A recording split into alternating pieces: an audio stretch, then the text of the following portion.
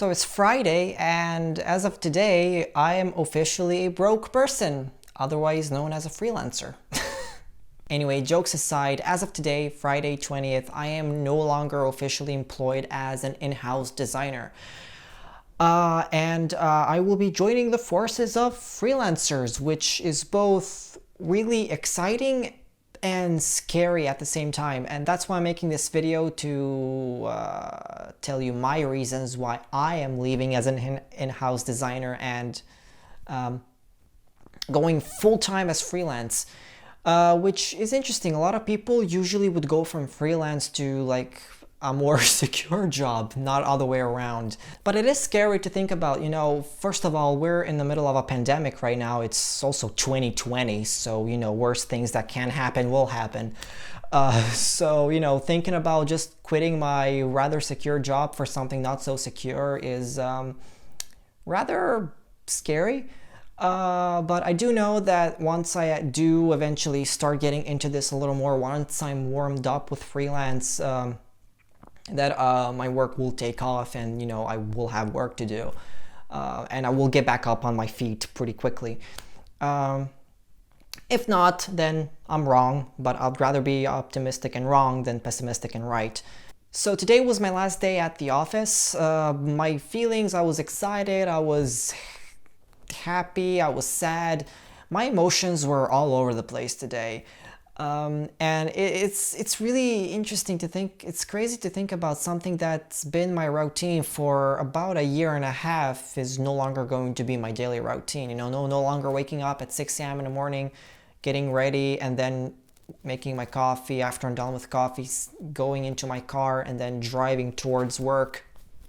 Because, I will no longer be doing this traveling part that I just got so used to doing.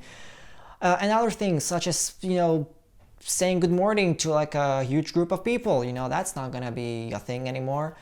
So, just thinking about all of these things that I just kind of took for granted every day simply because it became a part of my routine throughout the day. It's just gonna be cut off. So I do think it's going to be interesting to get back on like the working atmosphere simply because it's going to be completely different from what I'm used to. And just thinking about my last day at the office building as I was coming down and I sat in my car, and that's when it kind of hit me like, whoa, this is the last time I'm here in this parking lot. I'm driving away and that's probably gonna be the last time I'm gonna be there, at least as a full-time employee. And all these crazy things come through your mind like, oh no, what am I gonna do? Is this the right thing that I'm doing? I'm pretty much ditching my rather secure job for something, if I make money, it's because of me. If I don't make money, it's my fault. So technically in freelance world, time is more money than in a regular workplace, because if you don't work, you won't actually earn anything. And whereas at work, you can afford yourself like a 5-minute break or something, and you don't have to worry about whether or not your paycheck is gonna come in that day or that month rather, or depending on how you get paid. But the reason I decided to move away from an in-house designer to freelance is simply because of the person I am and how my design process works. I'm a person who will get bored of something pretty quickly if I keep doing the exact same thing over and over again. And that's what in-house design is. It's basically you getting familiar with one brand, the one you're working with, one company, and just learning that brand and involving it in your designs. And so you're constantly just learning one brand and their design system and, how to market that better. Whereas, freelance or working in an agency, you get to work on various different projects every single day. You work with real clients, and there's just a little more dynamic in your design process than what otherwise would be in an in-house designer.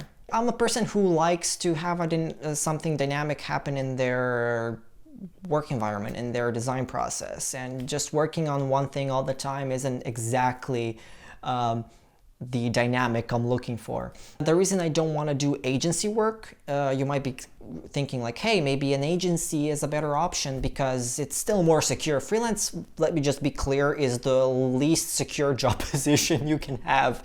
If you want variety in your work, maybe consider working in a design agency instead of in-house. And those are usually the three types of design work that you're gonna do: in-house, agency, or freelance.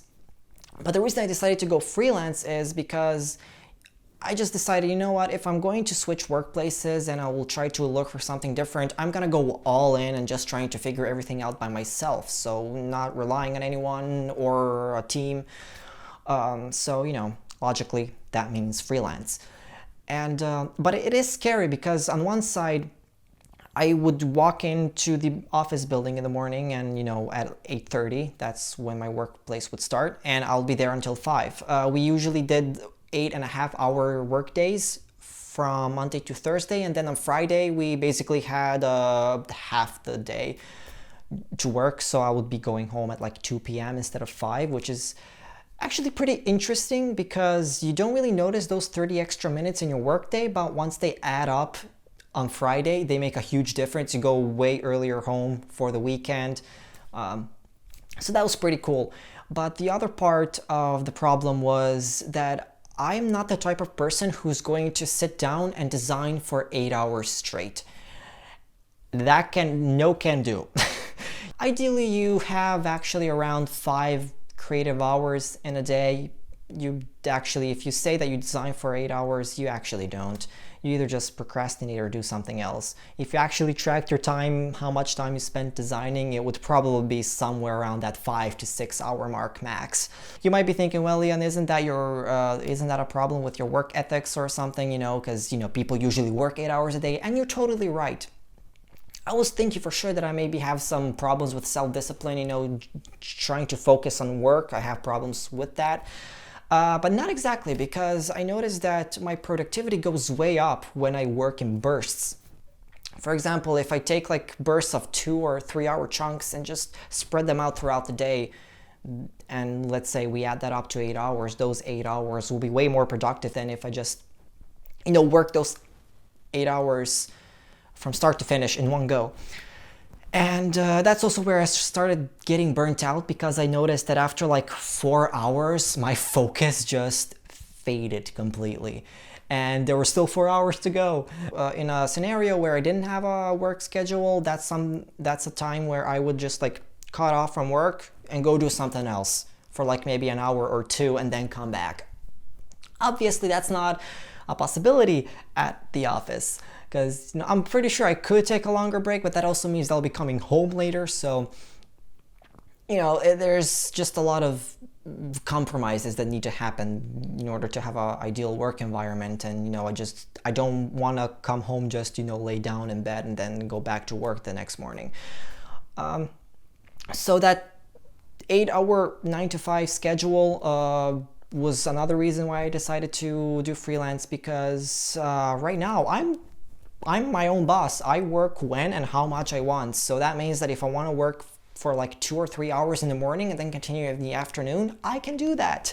So yeah, that's it. I'm officially a freelance designer now. Technically, I'm still employed by the end of this month because I still have vacation days that I had left over. So legally, I'm still employed.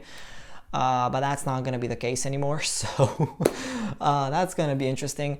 I do have a bunch of content planned, so it's kind of interesting. I just went from being an in-house designer to being a freelance designer, and all of a sudden I have 10 video ideas that I never thought about before. So get ready for more content, hopefully soon. Hopefully this is not the last video in 2020. It's not gonna be rather a happy ending. But there's a one video series that I'm planning on doing very soon, and that is documenting my design and development process of my own website.